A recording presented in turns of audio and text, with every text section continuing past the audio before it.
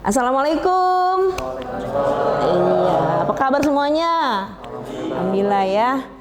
Baik para mahasiswa, kita bertemu lagi di semester ganjil ya, hukum perikatan ya. Kalian sudah mengisi KRS? Sudah ya? Oke, sudah siap semua ya.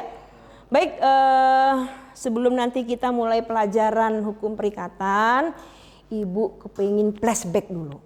Nah, kalian tahu nggak? Bisa ngambil hukum perikatan itu harus lulus mata kuliah apa? Hukum perdata. Ah, pinter. Hukum perdata ya. Pada lulus nggak perdata itu? Lulus. Baik. Ya kita ketahui bahwa kalau kita belajar tentang hukum privat, tentunya antara lain adalah hukum perdata. Selain hukum dagang, selain hukum adat ya. Pada saat kalian sebelum mengambil mata kuliah hukum perikatan, tentunya sudah mengerti dong ya tentang konsep-konsep daripada hukum perdata. Karena apa? Karena hukum perikatan itu bagian daripada hukum perdata. Nah, siapa yang tahu ya konsep daripada hukum perdata? Ayo pikir lagi. Lupa dong ya materinya ya. Baik, siapa yang tahu? Silakan. Coba.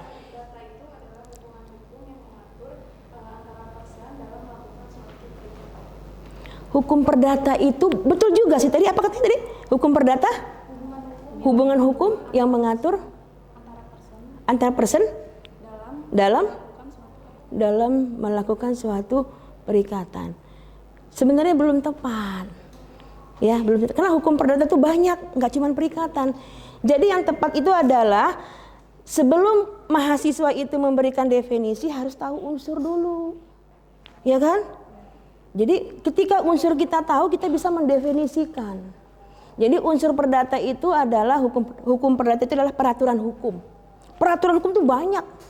Ya, mulai dari kita dalam kandungan ibu, kita lahir, kemudian kita dewasa, menikah, mencari harta kekayaan, mati. Ya kan? Dari perut sampai kita di dalam tanah, itu hukum perdata kan? Banyak kan? Nah, jadi peraturan hukum yang mengatur apa? Mengatur hubungan apa? Hubungan hukum dulu. Jangan bicara individu, mengatur hubungan hukum. Hubungan hukum itu hubungan yang diatur oleh hukum. Kan seperti itu ya. Nah, contoh hubungan hukum itu adalah misalkan melakukan perjanjian, melaksanakan perkawinan, melakukan perceraian, kemudian melakukan balik nama dan sebagainya. Kalau misalkan Mbak siapa namanya Mbak? Laila. Mbak Nata, Mas Nata. Ini berdua ini berjanji untuk nonton konser. Yuk, kita nonton konser yuk. Di mana? Di Enggal. Nah, itu kan perjanjian ya. Itu hubungan hukum bukan? Iya. Bukan hubungan hukum. Hubungan hukum itu hubungan yang diatur oleh hukum. Kalau perjanjian kalian berdua nonton bersama, hubungan sosial. Ya, mesti dilihat ya. Banyak strata sosial yang dilakukan tatanan dalam kehidupan masyarakat. Baru yang ketiga apa? Antara perseorangan yang satu dengan yang lain. Subjek hukum masih ingat? Adalah manusia pribadi dan badan hukum. Nah, itu flashback kita sebelum kita masuk kepada hukum perikatan ya. Dipelajari lagi. Ya, kita sekarang masuk ke materi kita, yaitu adalah hukum perikatan ya. Hukum perikatan ini adalah SKS-nya 2 ya. 2 SKS. Dan ini merupakan mata kuliah dasar keahlian ya, mata kuliah dasar keahlian. Ya.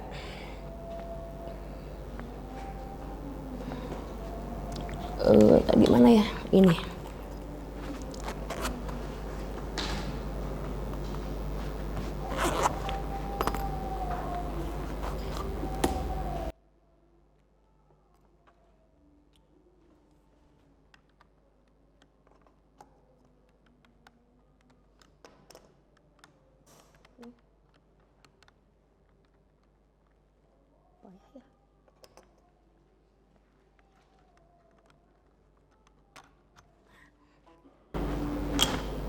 Baik, kita mulai ya.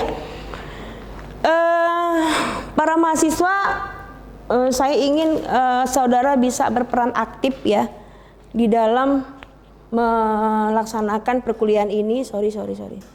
Lupa.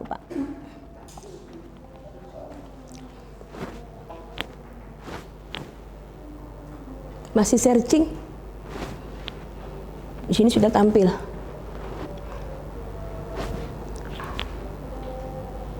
Nah, oke. Kita mulai. Saudara harus bisa aktif dalam pembelajaran ini. Ya.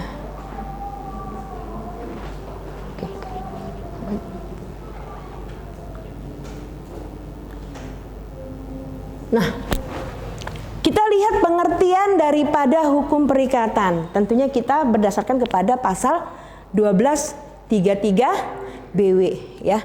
Nah ini, hukum perikatan itu tiap-tiap perikatan dilahirkan baik karena persetujuan, baik karena undang-undang. Ini bisa kalian artikan apa ini?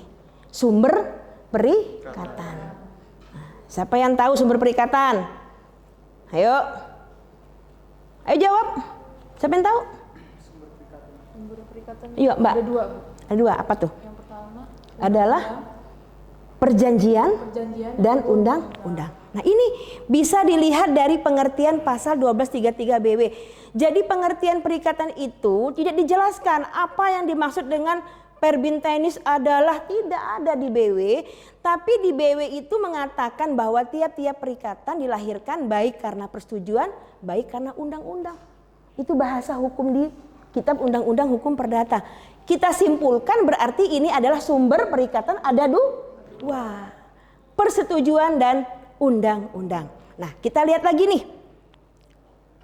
Pengertian perikatan menurut ilmu pengetahuan hukum perdata. Betul kan? Berupa hubungan hukum yang terjadi antara dua atau lebih yang terletak di dalam lapangan harta kekayaan. Di mana satu pihak berhak atas prestasi, pihak lainnya wajib memenuhi prestasi. Tuh. Artinya pengertian perikatan ini adalah merupakan hubungan hukum antara dua orang. Tapi di dalam lapangan harta kekayaan. Yang satu berhak atas prestasi, yang lain wajib memenuhi prestasi. Apa itu prestasi? Ayo Mas, tahu? Siapa yang tahu prestasi itu apa? Ayo Mbak Sipa.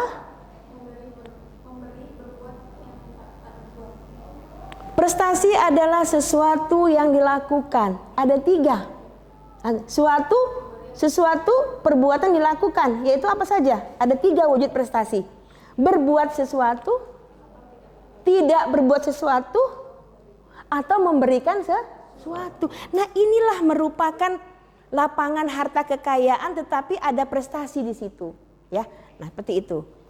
Bisa ngasih contoh nggak, mahasiswa? Prestasi itu apa yang sifatnya memberikan sesuatu, berbuat sesuatu, tidak berbuat sesuatu. Yang memberikan apa? Ya. Yang lain apa? Memberikan sesuatu. Memberikan sesuatu, memberikan hak kepemilikan kepada pihak lain. Memberikan kenikmatan kepada pihak lain. Memberikan penghargaan. Kalau bukan penghargaan, memberikan kepemilikan, kenikmatan, kemudian memberikan kekuasaan kepada orang lain. Nah, memberikan kenikmatan contohnya apa? Pada orang lain. Dalam perjanjian loh ini ya, kita bicara perjanjian. Yaitu memberikan kenikmatan kepada orang lain dalam perjanjian sewa menyewa. Dalam perjanjian bagi hasil. Ya, itu memberikan kenikmatan. Tapi kalau memberikan kepemilikan apa? Contohnya? Hah? Ya, dalam perjanjiannya apa? Memberikan hak kepemilikan kepada orang lain. Perjanjian jual beli, memberikan kepemilikan kepada orang lain, hak kepemilikannya. Tapi kalau menikmati berarti memberikan kekuasaan untuk menguasai, menikmati suatu barang. Contohnya adalah perjanjian sewa menyewa. Sewa menyewa itu nggak boleh memiliki, tapi menguasai, menikmati dan sebagainya. Itu ya. Nah, contoh lain, ada yang tahu memberikan sesuatu? Memberikan sesuatu, ada yang tahu nggak?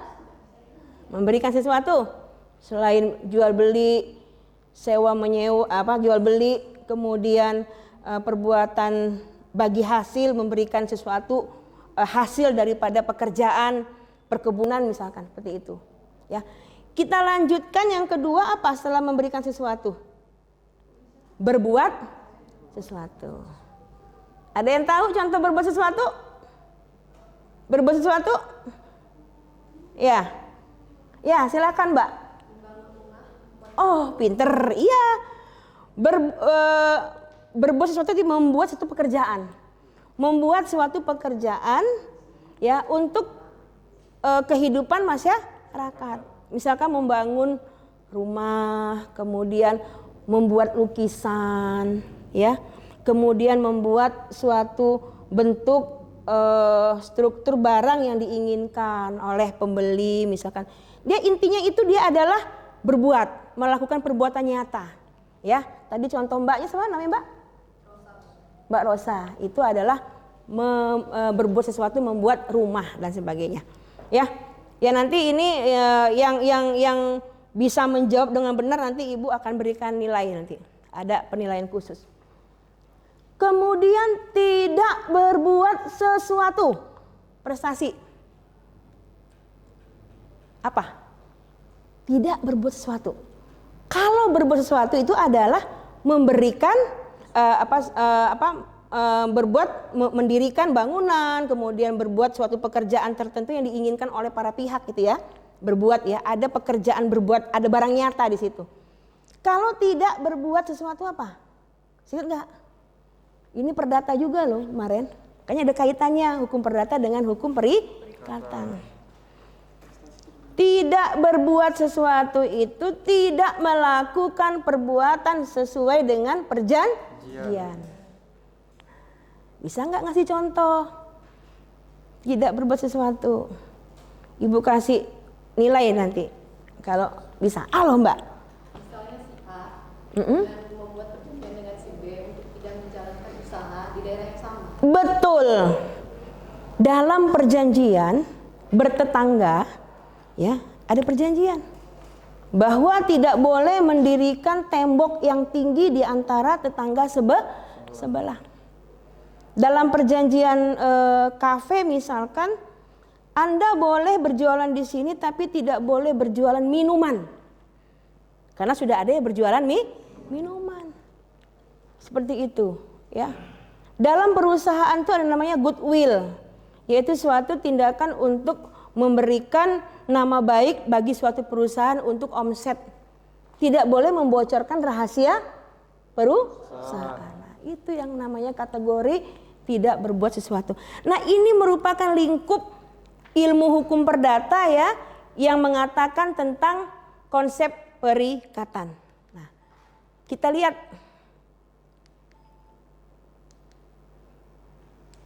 Nah, kita lihat. Ini pengertian Wilmar. Sorry. Nah, HF Volmar, Wilmar Formal sebenarnya ini salah saya lupa nulis M-nya. Mengatakan bahwa perikatan itu ya ditinjau dari isinya, ternyata bahwa perikatan itu ada selama seorang debitur harus melakukan suatu prestasi yang mungkin dapat dipaksakan terhadap kreditur kalau perlu dengan bantuan hakim. Coba mahasiswa ini kan adalah mahasiswa yang sudah gradasinya tinggi ya, sudah bisa menganalisis, sudah bisa memahami, sudah bisa mengerti ya. Ya kalau kita belajar ini tingkat sarjana ini adalah menganalisis ya. Dalam kapasitas kompetensi ini masuk C4. Mampu menganalisis. Coba kalian bisa nggak menganalisis pendapat Volmar ini? Perhatikan. Ya, perhatikan kalimat ini. Volmar mengatakan ditinjau dari isinya ternyata bahwa perikatan itu ada selama seorang debitur harus melakukan suatu prestasi yang mungkin dapat dipaksakan terhadap kreditur kalau perlu dengan bantuan hakim. Ya, sebelum Ibu menjelaskan lebih lanjut, mungkin di antara kalian ada yang bisa menjelaskan isi pendapat dari Vollmer ini. Ayo, siapa yang bisa?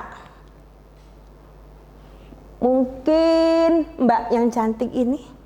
Ya, ayo Mbak. Orang hukum itu bisa ngomong loh. Ya, karena hukum itu bisa ditinjau dari berbagai arah, depan, belakang, atas, bawah, dan semuanya mengatakan itu benar. Itu orang hukum itu. Hukum itu nggak ada yang pasti, abstrak. Ya, coba Vollmer itu gimana Mbak? Siapa nama Mbaknya? Raisya. Aduh, kayak nama anak saya, Raisa. Ayo Raisa. Kalau saya panggil Eca mau nggak? Di rumah juga sering Eca, Mas. Aduh ya Allah Tuhan. Salamanullah. Sukses ya. Apa coba Mbak Raisa, Mbak Eca? Bisa nggak? Menurut Anda aja lah, menurut Anda. Nggak apa-apa. Ini harus berlatih bisa bicara loh. Ini pendapat Vollmer. Ayo. Kalau menurut saya sih dari isinya menurut Vollmer itu perikatan itu ada selama debitur atau yang memiliki utang atau memiliki pinjaman harus melakukan suatu prestasi yang tadi disebutin sama Ibu tadi. Ya, nggak salah, betul. Ya, kalau orang hukum ini betul semua kalau ngomong. Ya, ini ada berapa orang nih? 10 orang membicarakan soal hukum. Ini pasti pendapatnya 10 juga. Masing-masing menyatakan benar pendapatnya, kan begitu. Tapi ketika bertemu hal yang demikian, kita merujuk kepada regulasi undang-undang. Mahasiswa yang saya banggakan, ya, kita belajar untuk menganalisa suatu pernyataan. Kalau pernyataan Vollmer ini mengatakan sepanjang perikatan itu melaksanakan hak dan kewajiban, itu tidak perlu dibawa ke ranah hukum. Jadi perikatan itu sepanjang dia para pihak melaksanakan hak dan kewajiban, itu bukan dikatakan perikatan. Tetapi ketika salah satu pihak itu melanggar hak dan kewajiban, tetap melanggar kewajiban, maka para pihak yang merasa dirugikan karena pelanggaran kewajiban itu akan membawa ke ranah hukum, sehingga nanti hakim akan memaksakan pihak yang melakukan pelanggaran itu untuk membayar ganti kerugian. Itu dipaksakan dengan bantuan hakim. Nah, ada perikatan apabila terjadi pelanggaran sehingga hakim berperan serta untuk menyelesaikan perikatan itu. Itu contohnya. Contoh, misalkan dalam hukum perkawinan, ya. Dalam hukum perkawinan itu kan ada hak dan kewajiban suami istri. Ketika seorang suami tidak melaksanakan kewajiban, maka si istri dapat menggugat suaminya, ya. Bisa gugat cerai, bisa gugat talak. Kalau agama Islam mengajukannya ke pengadilan agama, non-Islam ke pengadilan negeri. Nah, ketika sudah gugat itulah baru hakim mengatakan bahwa terjadilah suatu perikatan antara suami dan istri, ya, ketika hakim memeriksa perkara kasus gugat cerai. Itu contoh perikatan yang timbul dari suatu perkawinan. Searching ini mungkin sinyal ya. Kita tunggu aja. Itu masih mudah-mudahan.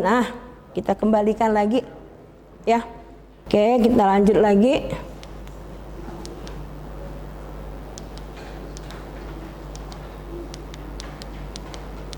Masih perikatan tadi ya. Nah, sekarang apa pendapat Abdul Qadir Muhammad nih mahasiswa ya? Dilihat ya.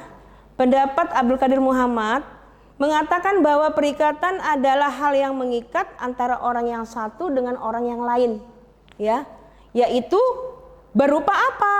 jual beli yaitu perbuatan, peristiwa hukum misalkan lahirnya seorang bayi, kemudian juga terjadi suatu keadaan misalkan letak pekarangan yang berdekatan. Nah, dari perikatan ini disebut hubungan hukum yang oleh pembentuk undang-undang atau oleh masyarakat diakui dan diberi akibat hukum. Saudara bisa menyimpulkan tidak dari pengertian Abdul Qadir Muhammad ini ada berapa unsur perikatan? Ya, ada yang tahu? Ada 4? Coba mbaknya jelaskan, kemudian beri contoh. Ya, silakan mbak. Ada 4 apa aja? Yang pertama, coba berupa apa? Kalau ada 4. Yang pertama,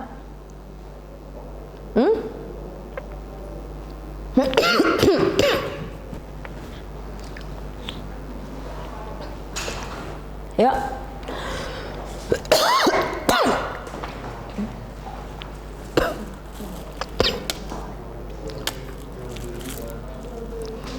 Ayo diskusi kalau nggak tahu boleh berdiskusi dengan teman sebelahnya. hubungan hukum yang pertama, hukum. Unsurnya yang pertama ada hubungan hukum, benar nggak Bu? Ya, ngomong dulu. Jangan tanya bener nggak Bu. Nah, ya, nggak usah pedulikan itu ininya ya pendapat. Jadi silahkan berpendapat coba. Pertama hubungan hukum. Yang kedua kekayaan. Yang Yang ketiga pihak. Yang keempat prestasi. Yang saudara sebutkan itu adalah unsurnya. Nah, Ibu kan nanya perikatan itu ada berapa jenis ya? Dilihat dari pengertian Abdul Qadir Muhammad. Ada 3. Perbuatan, peristiwa. Tadi dulu pelan-pelan ngomongnya bareng-bareng. Ayo, masnya, ayo. Perbuatan, itu jual beli barang, peristiwa Bu. Pertama, perbuatan. Iya. Kemudian, Jual beli barang, jual beli barang itu contoh.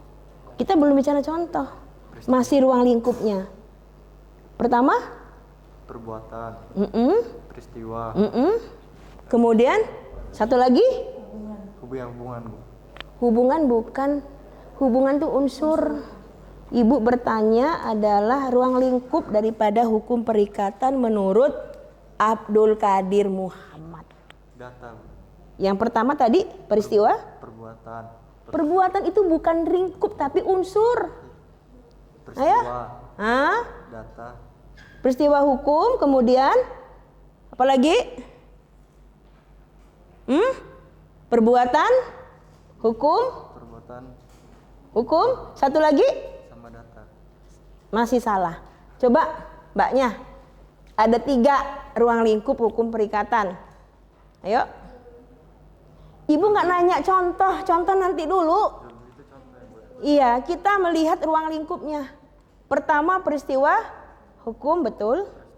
Kedua perbuatan, betul. Ketiga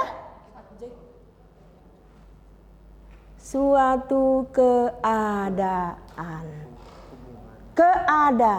Jadi ada 3 ruang lingkup perikatan. Yang pertama adalah suatu peristiwa hukum. Misalkan lahirnya bayi, meninggalnya orang, ada perceraian, ada perkawinan, ada balik nama karena jual beli. Itu namanya peristiwa. Peristiwa hukum ini merupakan ruang lingkup perikatan.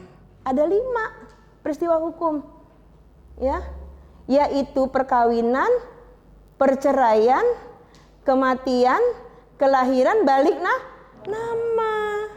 Baru contoh. Ayo, siapa yang bisa ngasih contoh perikatan yang berupa suatu peristiwa hukum, ya? Perkawinan itu menimbulkan suatu perikatan. Perikatan, iya kan? Antara siapa dengan siapa perkawinan? Antara suami dan istri. Ada perikatan berarti ada hak dan kewajiban suami dan istri. Nah itu. Sekarang masih berupa suatu peristiwa hukum. Tadi saya ambil contoh perkawinan. Sekarang yang kelahiran. Siapa bisa kasih contoh? Perikatan seperti apa kelahiran? Kelahiran menimbulkan perikatan, ya kan? Nah, seperti apa perikatan yang timbul karena kelahiran? Ibu dan anak, Iya, hubungan hukum antara ibu dan anak. Ada hak dan kewajiban ibu dan anak. Jadi kalau ibunya membantai anaknya, ya, mukul anaknya, menganiaya anaknya, membunuh anaknya, kena tindak pidana. Itu adalah perikatan yang lahir dari suatu kelahiran, ya. Ada perikatan yang lahir karena suatu perceraian, ya. Bisa nggak menjelaskan masnya? Atau yang lain, teman yang lain? Atau yang lain? Ada nggak? Yang lain? Ya, kalau nggak ada, saya tunjuk, ya. Coba Mbak yang di belakang yang garis-garis, silakan coba jelaskan.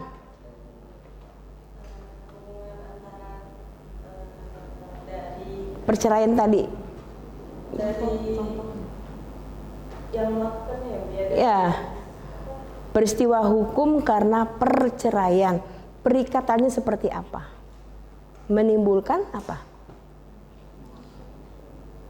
Menimbulkan apa sih? Kalau bercerai itu apa yang ditimbulkan? Hubungan hukum, hak dan kewajiban. Antara siapa? Kalau jawab rame-rame. Yuk, coba salah satu mbaknya aja. Nah, hubungan hukum yang mengatur hak dan kewajiban antara suami dan mantan istri, ya, antara orang tua dan anak yang dihasilkan dari perceraian. Itu contoh-contohnya dalam kehidupan sehari-hari. Jadi kesimpulannya itu adalah perikatan itu berisi hubungan hukum. Hubungan yang diatur oleh hukum berisi hak dan kewajiban. Apabila salah satu kewajiban tidak dipenuhi, maka akan ada sanksi. Sanksi berupa memberi ganti kerugian bagi pihak yang merasa dirugikan, gitu ya. Nah, itu contohnya peristiwa hukum. Kita ambil lagi ruang lingkup yang lain itu adalah suatu perbuatan. Nah, perbuatan ini adalah suatu tindakan yang dilakukan oleh subjek hukum. Perbuatan itu melakukan tindakan nyata, pengalihan hak, memberikan kewenangan untuk menikmati sesuatu. Itu adalah perbuatan. Misal jual beli, lahirnya jual beli barang, kemudian misalkan sewa menyewa, pinjam meminjam, ya, perjanjian pertanggungan, hibah dan sebagainya. Jadi perbuatan ini kesimpulannya adalah suatu perjanjian, ya. Kalau peristiwa hukum perjanjian nggak? Coba dianalisa dulu nih. Kalian nggak boleh hanya memahami, mengerti, tapi mesti menganalisa dulu nih. Ya. Kalau peristiwa hukum perjanjian nggak? Bukan. Kenapa bukan peristiwa hukum suatu perjanjian? Kita lihat buku dalam hukum perdata. Ya. Nah, siapa yang tahu ini buku hukum perdata ada berapa buku? Hukum perdata ada 4 buku. Coba jelaskan. Buku pertama itu orang. Tentang orang. Ya. Buku kedua tentang benda dan barang. Tentang? Benda dan barang. Benda, bukan barang. Benda. Tentang benda atau zak. Terus yang ketiga? Dan yang ketiga itu tentang perikatan. Oke. Yang keempat? Pembuktian. Nah, materi kita masuk buku keberapa? 3 buku. Pinter, betul ya, kita lingkup buku ketiga. Berarti perkawinan, perceraian, kemudian kematian itu bukan lingkup buku ketiga. Ada yang ingat nggak kalau perkawinan buku keberapa? Buku 1. Nah, pinter kamu Nata, ya, kasih nilai nanti 65. Nah, gitu ya. Ya, jadi itu masuk dalam buku ke-1 kalau perkawinan. Kalau jual beli buku keberapa? Jual beli buku kedua. Buku kedua tentang zak. zakelijk overeenkom, ya.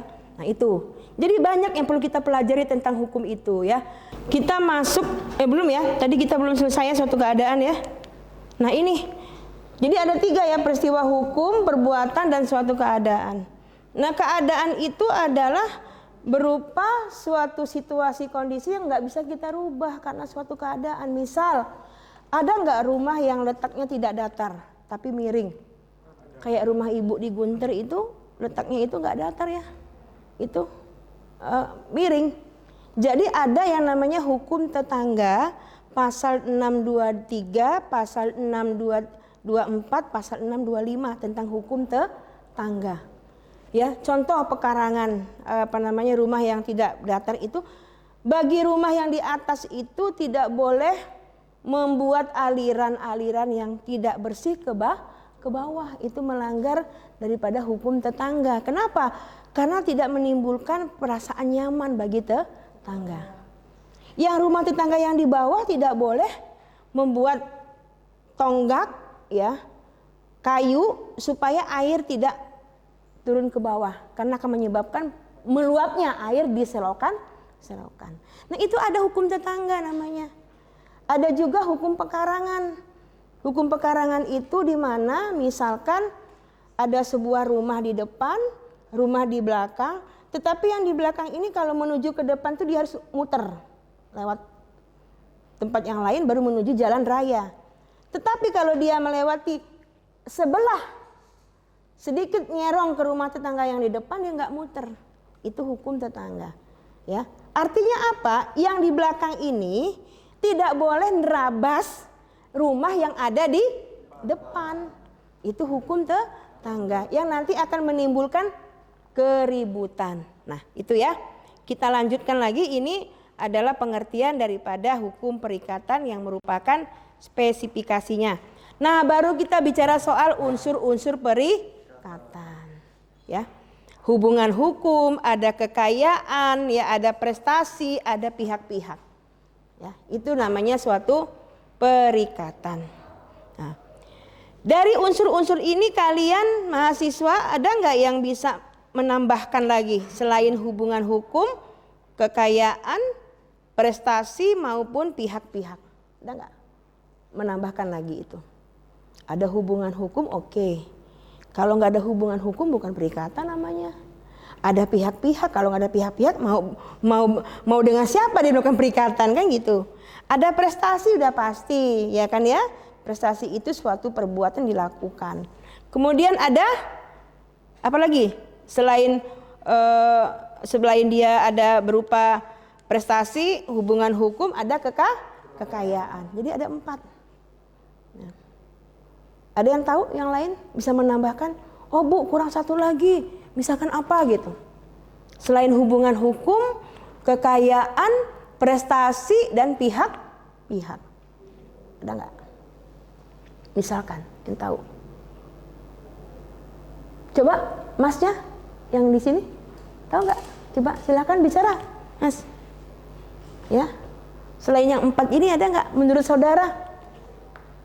Harta kekayaan, para pihak, prestasi, hubungan hukum. Mungkin menambahkan misalkan. Atau yang lain yang tahu? Yang tahu ada nggak? Misalkan di antara 4 ini mungkin tambah Bu. Unsur perikatan. Peraturan hukum boleh. Iya. Jadi masuknya peraturan hukum, betul Mbaknya. Jadi ada peraturan hukum, karena kalau ada pihak-pihak, ada hubungan hukum, ada harta kekayaan, ada prestasi, kalau nggak ada peraturan hukum tidak akan bisa melakukan suatu perikatan. Nah sampai sini ada yang mau bertanya tidak? Ya silakan. Kalau ada yang ingin ditanyakan. Sorry. Nah kita lihat pengaturan hukum perikatan dalam BW. Ya. Ini lihat ya.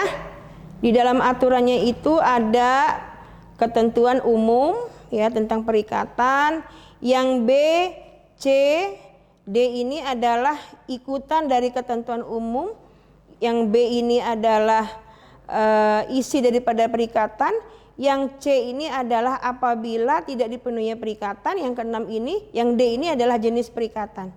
Nah, di bab 2 baru kita bicara soal perikatan yang lahir dari kontrak atau persetujuan. Ya, ini pengertiannya. Kemudian, nah ini ketentuan khusus dalam bab 3, kemudian bab 5 sampai dengan bab 8 tentang perjanjian bernama. Ada 15 jenis perjanjian yang ada di dalam KUH Perdata. Nah, ada yang mau nambahin nggak? Misalkan, Bu, ada yang belum masuk. Jual beli, tukar menukar, sewa menyewa, perjanjian kerja, perseroan perdata, badan hukum, penghibahan, penitipan barang, pinjam pakai, pinjam habis pakai, habis, bunga tetap, untung-untungan, pemberian kuasa, penanggungan utang, dan perdamaian. Ada nggak yang mau ditambahkan selain ini? Penyewa jasa. Apa itu contohnya penyewa jasa? Seperti jasa barang, muatan kayak gitu. Itu hukum pengangkutan. Hukum pengangkutan bisa nggak masukkan ke sini perjanjian pengangkutan? Bisa nggak? Ada nggak yang kategori di sini yang ada nggak yang kategori pengangkutan di sini? Ada nggak? Perjanjian sewa untuk mengangkut barang masuk kategori di dalam perjanjian perseroan perdata. Ada yang lain nggak yang nggak masuk ke sini? Perjanjian bernama itu apa sih? Ada yang tahu? Perjanjian bernama itu apa? Perjanjian? Ada yang tahu? Saya tunjuk aja deh, Mas, di depan. Perjanjian bernama itu apa, Mas? Ayo. Perjanjian bernama. Gampang kalau kita mau mendefinisikan. Ini semua adalah yang ada dalam Kitab Undang-Undang Hukum Perdata. Apa perjanjian bernama? Masnya tahu? Ngomong, orang hukum nggak boleh bisu. Harus ngomong. Kalau nggak tahu, mas yang di belakang. Coba. Perjanjian bernama adalah perjanjian yang sudah diatur dan diberi nama oleh pembentuk undang-undang karena paling banyak digunakan dalam kehidupan sehari-hari. Ya, itu perjanjian bernama, itu perjanjian yang ada namanya dalam Kitab Undang-Undang Hukum Perdata. Ya, ini dia 15. Tapi ada juga perjanjian tidak bernama. Apa itu artinya? Ada yang tahu? Perjanjian tidak bernama? Hah? Ada yang tahu nggak? Perjanjian tidak bernama adalah yang belum ada pengaturannya secara khusus di dalam. Iya, jadi itu aja gampang jawabnya. Perjanjian bernama, perjanjian yang ada pengaturannya di dalam Kitab Undang-Undang Hukum Perdata. Perjanjian tidak bernama, perjanjian yang tidak ada namanya dalam Kitab Undang-Undang Hukum Perdata tetapi diakui dalam masyarakat. Nah, sekarang kalian tahu nggak? Contohin perjanjian apa yang dikategorikan perjanjian tidak bernama? Tentunya nggak ada di sini. Nah, ayo, perjanjian tidak bernama, perjanjian yang tidak ada namanya di dalam Kitab Undang-Undang Hukum Perdata. Leasing, oke.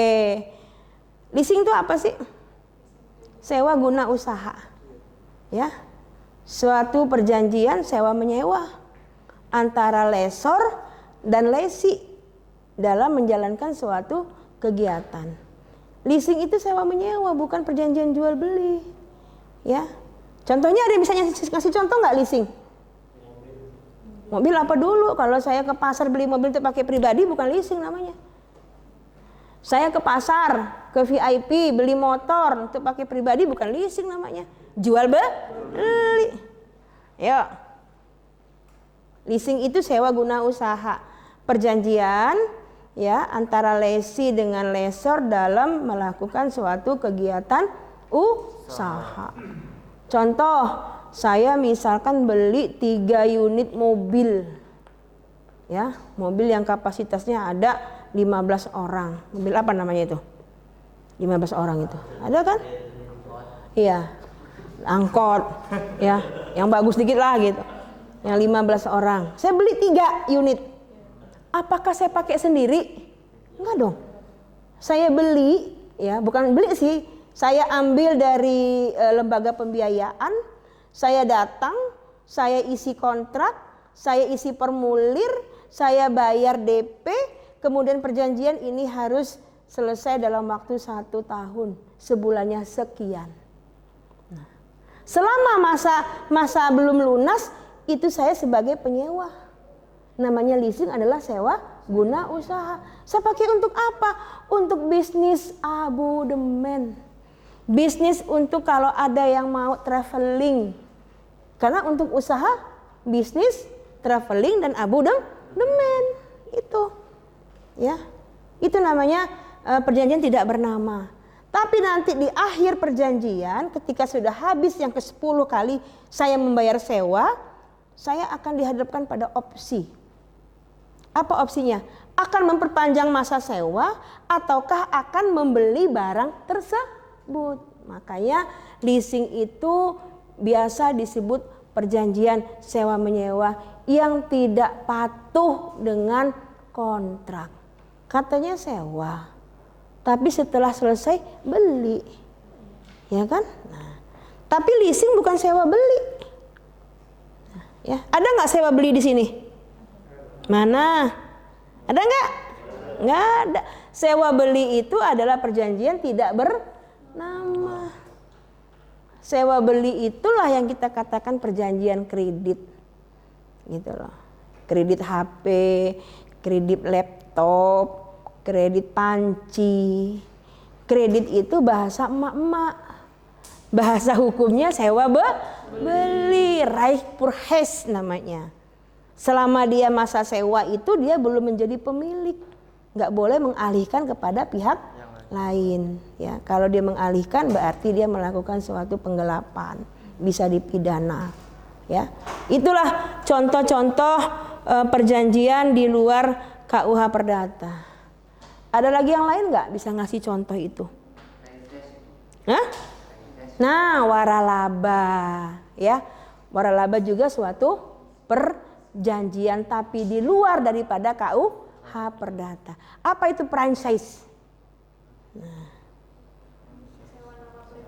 Iya, perjanjian sewa brand ya terhadap suatu produk di mana pengelolaannya adalah mengikuti pemilik branding tersebut ya.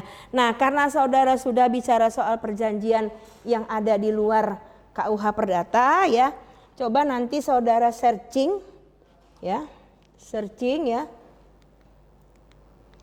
saudara searching mana tadi ya ininya, saudara searching ya, saudara akan lihat, ambil di Google ya, jurnal Lina Maulidiana, ketemu nggak? Jurnal Lina Maulidiana.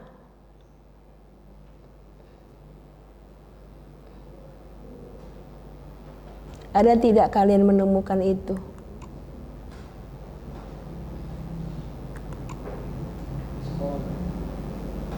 Jurnal Sains dan Informasi. Ya, jurnal Lina Maulidiana. Cari ya. Dibuka. Karena kita belajar itu medianya kan banyak tuh. Tidak hanya ada di pointer ini. Tentang apa itu? Tentang waralaba.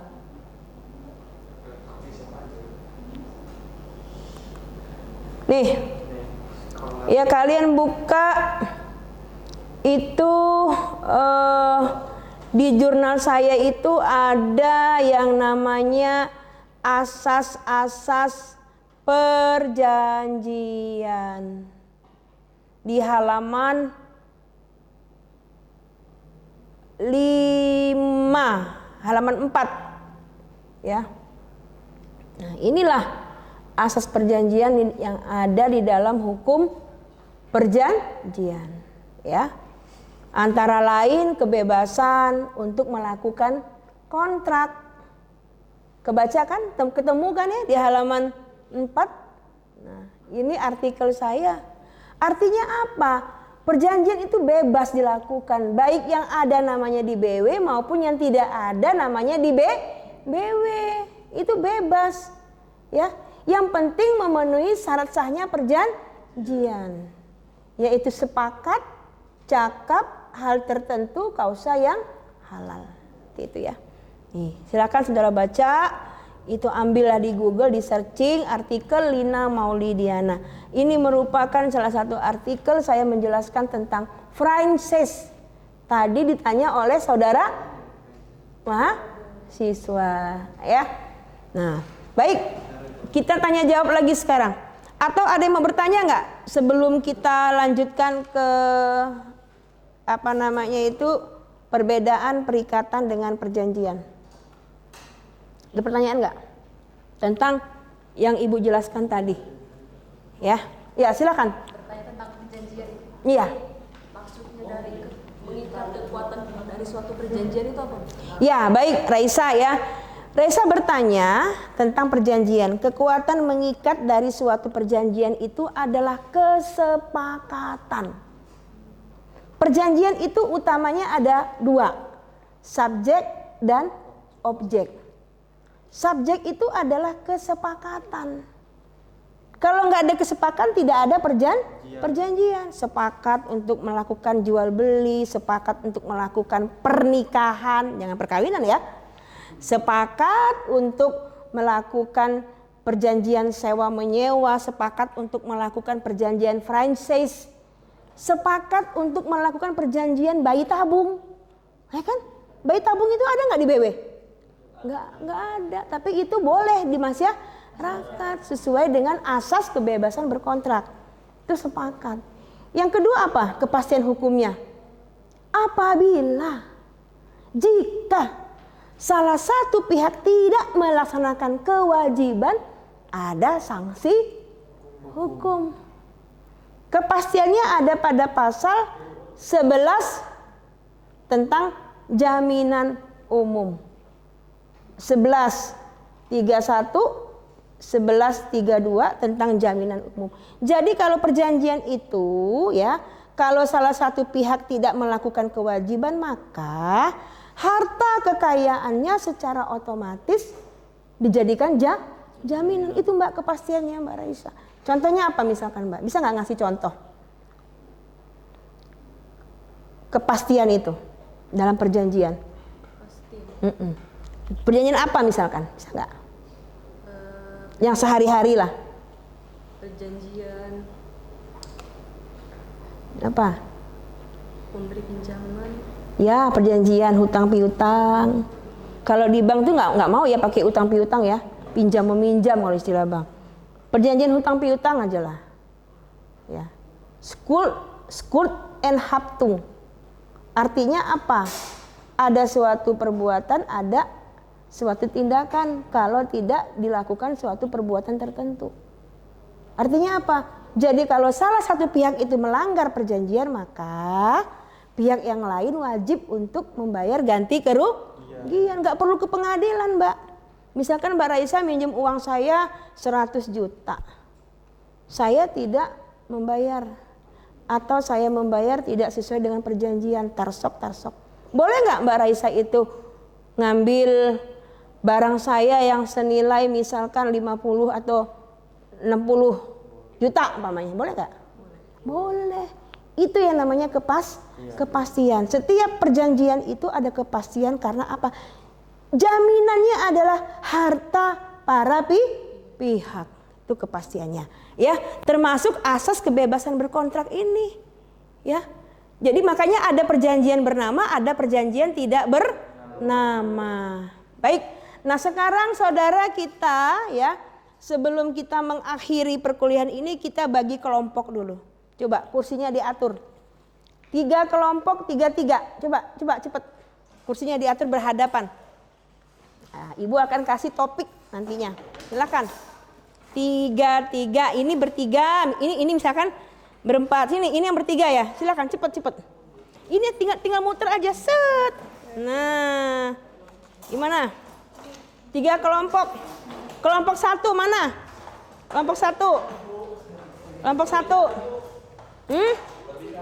Nggak apa-apa. Yang satu isinya 4, nggak apa-apa. 1, 3, 3. Ini kelompok 1 yang mana? Sini kamu, sini. Nah, ini berempat, nggak apa-apa, ya. Kemudian ini bertiga, ini begini ya. Jadi kita bagi kelompok 1, kelompok 2, kelompok 3, kelompok 4. Nah, coba saudara tulis di dalam buku kertas masing-masing, ya. Saudara buatlah suatu ilustrasi, ya. Suatu ilustrasi sumber perikatan yang bersumber dari perjanjian tadi ya, perjanjian ya. Ya, ilustrasi suatu perikatan yang bersumber dari perjanjian, berarti kan perjanjian ya. Perjanjian yang dilakukan para pihak, boleh itu perjanjian bernama, boleh perjanjian tidak bernama, tapi telah memenuhi unsur-unsur sahnya perjanjian. Nah, itu.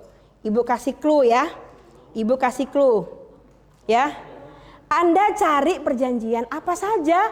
Boleh bernama, boleh tidak bernama. Terserah. Perjanjian hutang piutang, perjanjian misalkan ngasih makan mertua, ya. Basing lah itu, ya. Ya, boleh bernama, boleh tidak bernama. Perjanjian itu ya saudara ilustrasikan dalam kertas itu, tuliskan di situ dari perjanjian itu mana yang subjektif, mana yang objektif. Nah, ya. Nah, Ibu kasih clue. Syarat sah perjanjian itu adalah pasal 1320. Sepakat, cakap, hal tertentu dan kausa yang halal. Nah, cari. Ibu tunggu waktunya. Ya, sederhana aja, tidak perlu panjang-panjang, tapi diilustrasikan secara singkat. Ya, silakan kalian berimprovisasi, kerjasama, ya, kerjasama. Jadi perjanjian apa sajalah, terserah. Ada syarat subjektifnya sepakat dan cakap, objektifnya adalah hal tertentu dan kausa yang halal. Itu. Oke. Waktu ditunggu ya. Silahkan mengerjakan hanya 2 menit saja. Nah, ya. Kan?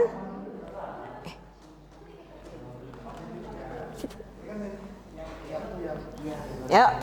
Diskusi.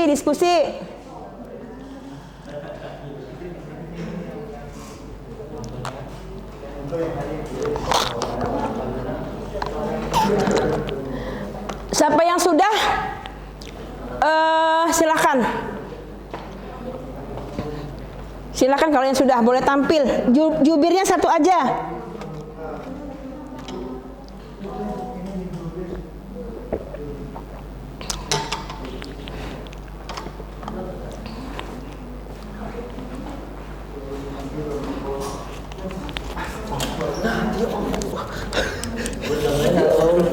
Hah? Sudah? Kelompok berapa? Satu aja, nggak usah banyak-banyak. Perjanjian itu perjanjian bernama boleh, tidak bernama boleh. Yang penting syarat sahnya perjanjian ada 4 diuraikan. Ya. Apa syarat sahnya perjanjian? Sepakat, cakap, hal tertentu, kausa yang halal. Begitu ya.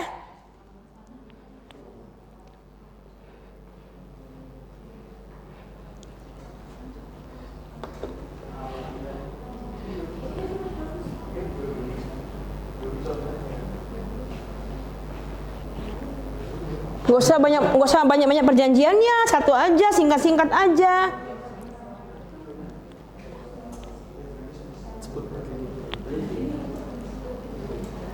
Ya, diskusi. Kalau yang sudah bisa tunjuk tangan menjelaskan.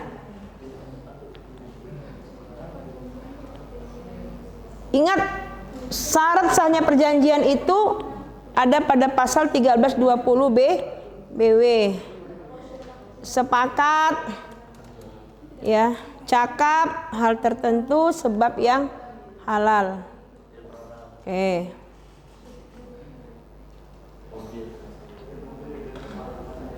Ya.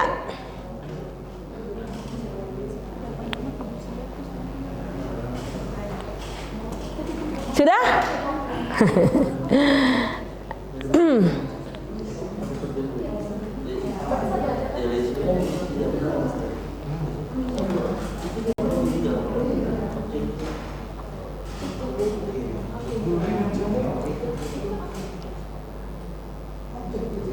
Sepakat itu harus dalam perjanjian.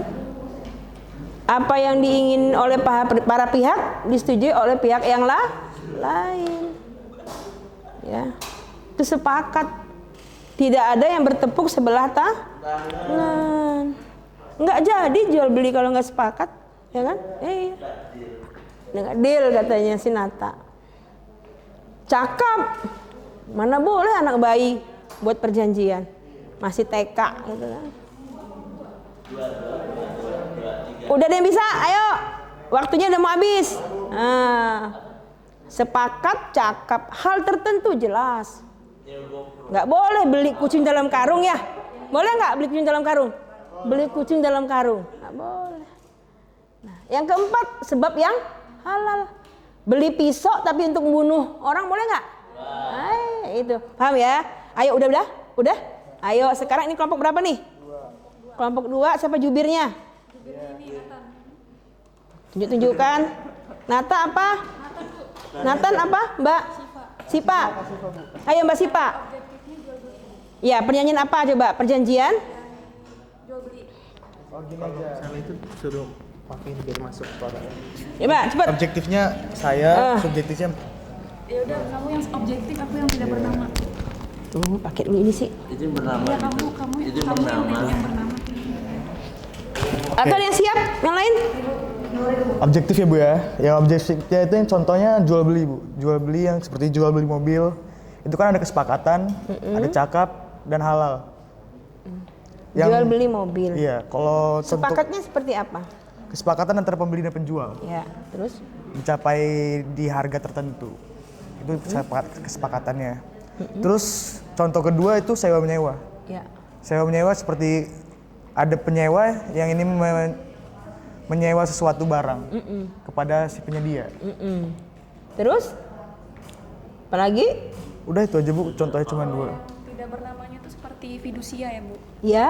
Fidusia. Seperti apa? Kalau fidusia itu kan perjanjian di luar undang-undang Bu, dari kreditur dan pihak pihak dari leasingnya gitu misalnya Bu. Fidusia bukan perjanjian. Nggak ada Yang tidak perjanjian. bernama Tapi itu tidak pernah. Fidusia masuk dalam ke yang- undang-undang. masuk Iya. ke Dalam peraturan fidusia. bukan yang tidak masuk Iya. ya Bu ya. Masuk dalam peraturan fidusia. Berarti Itu bukan jenis perjanjian. tidak pernah leasing. Itu undang-undang. Berarti leasing Coba jelaskan. yang tidak bernama tuh leasing berarti dia antara penjual dari leasingnya tersebut melakukan perjanjian jual beli dari proses kreditur gitu Bu. Proses Leasing kredit. itu bukan jual beli tapi sewa Oh menyewa. iya, sewa menyewa. Sewa guna usaha. Ya. Sekian, terima kasih dari kelompok 2.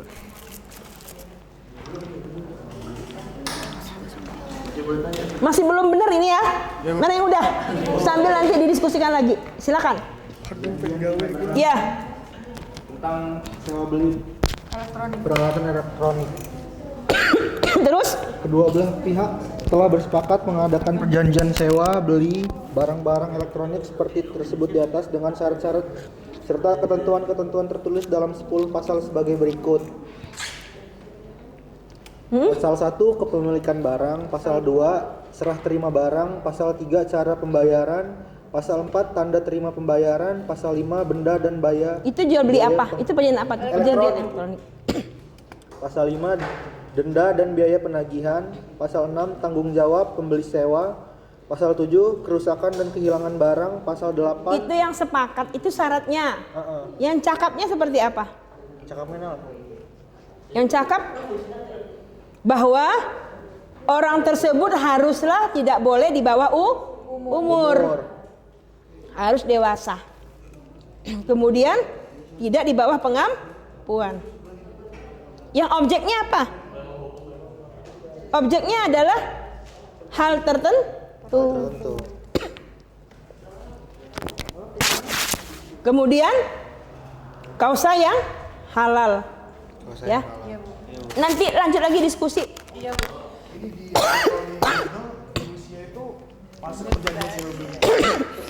Coba jelaskan. Ulang lagi. Ini udah. Coba jelaskan. Perjanjian apa? Kalau yang tidak bernama itu kan fidusia termasuk, Bu. Jelaskan.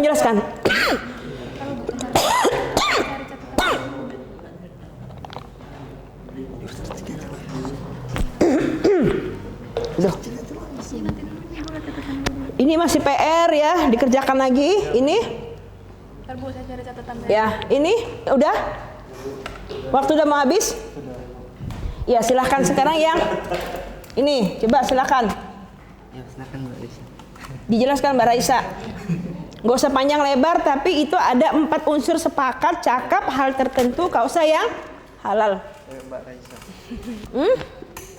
Jadi dari kelompok saya ini perjanjian kerjasama. Oh ya, subjektifnya apa? Subjektif orang.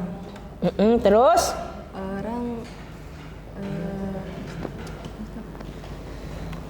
Perjanjian kerjasama itu subjektifnya apa? Orang, iya. Ya. orang pihak-pihak. Iya, sepakat nggak itu? Dijelasin, panjang lebar jelasinnya. Sepakat antara Para pihak yang turut serta dalam perjanjian itu. cakapnya? Cakapnya Memang harus usia usia dewasa. Usia dewasa. Terus? Objek tertentu apa? Objek tertentunya Dijelaskan aja. Nggak apa-apa itu tidak sesuai dengan apa yang di ini, kan jelaskan aja. Tentunya barang kerjasama dong. Boleh nggak kerjasama jual beli barang haram? nggak boleh. Kenapa nggak dijelasin? Ya, objeknya haruslah yang jelas. Ya, harus ada kapasitasnya, bentuknya, wujudnya, jenisnya. Boleh nggak objeknya itu barang narkotika? Nggak boleh. Nah, dijelasin dong. Kerjasama di bidang apa? Di bidang Pekerjaan. Kemudian kausa yang halalnya, sebab yang halalnya adalah tujuannya apa? mencari uang. Mencari keuntungan, dividen. Ya, mencari uang tuh bahasa anak sama emaknya. Mencari keuntungan dividennya. Oke, kelompok ini sudah. Mana lagi yang mau memperbaikinya? Ini sudah? Silakan, coba.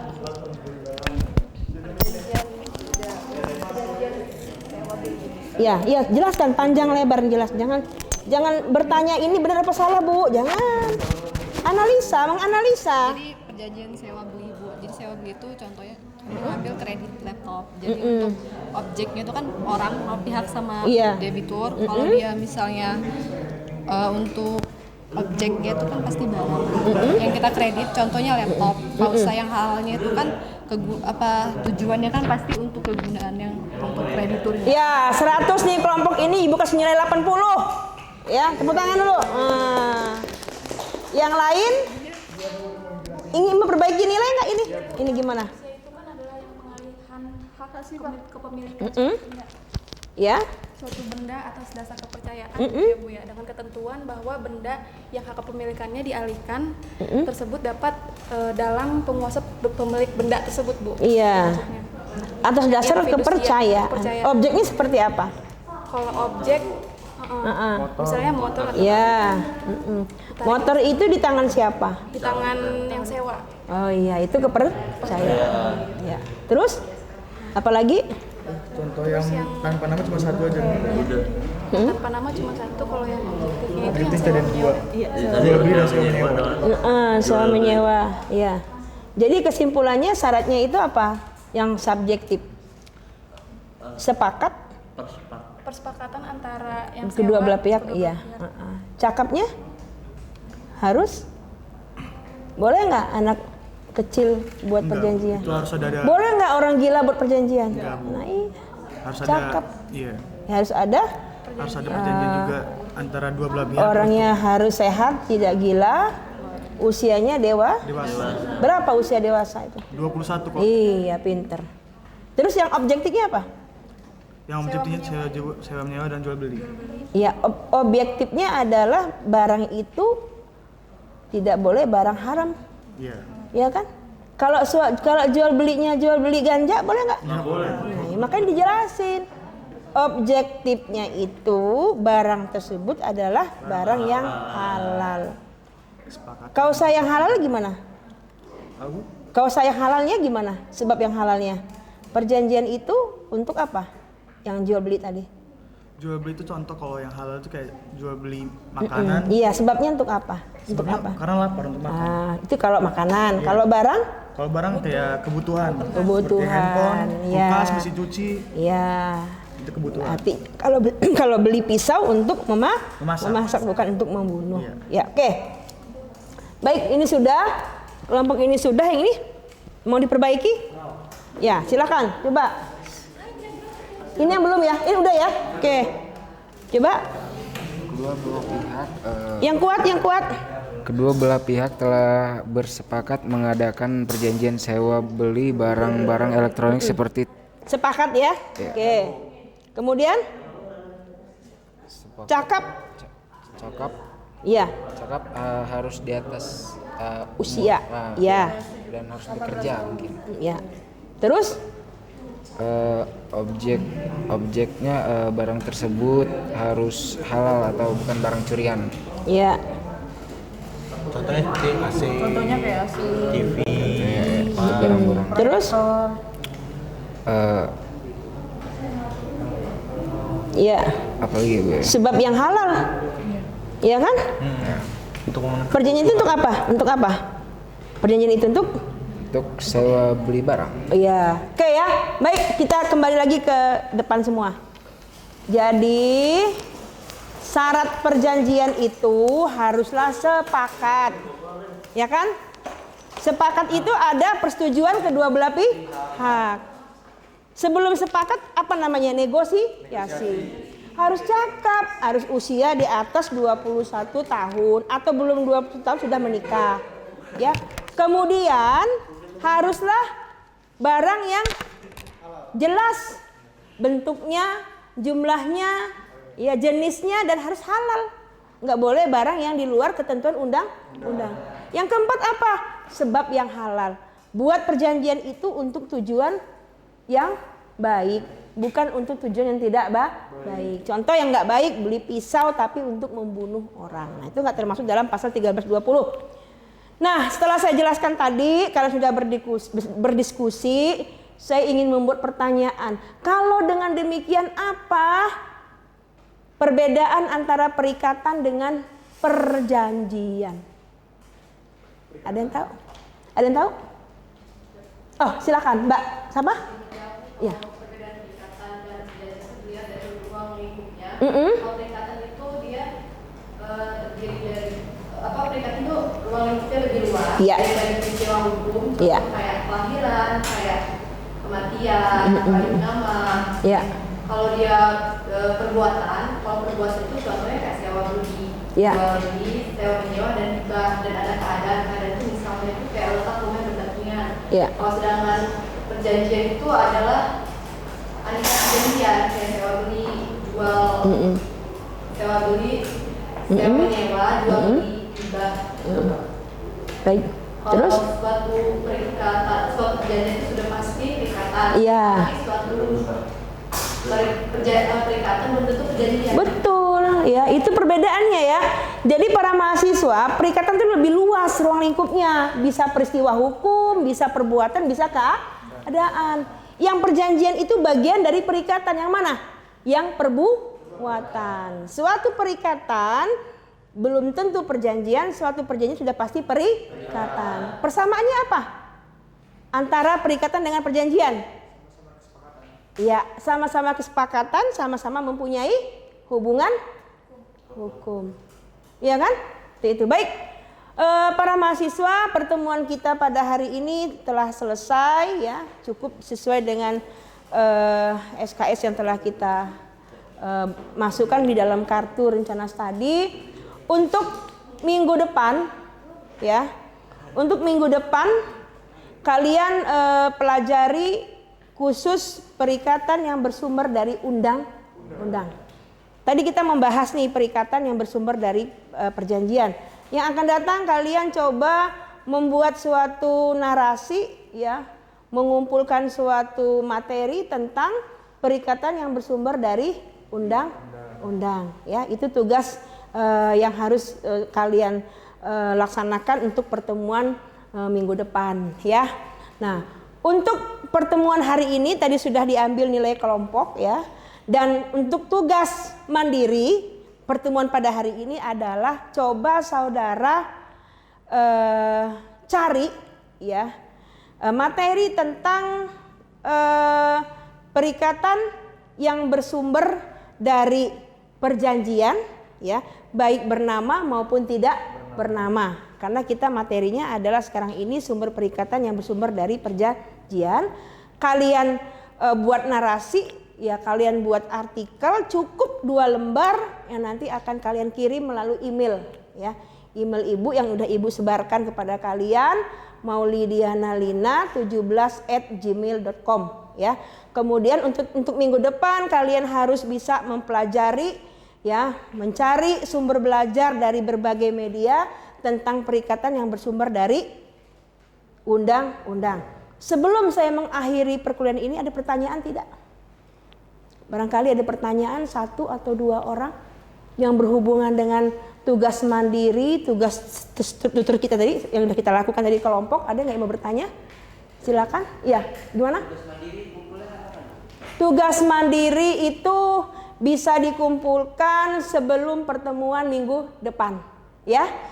Cari informasi media pembelajaran tentang perjanjian bernama dengan tidak bernama dan kirim ke email ibu ya.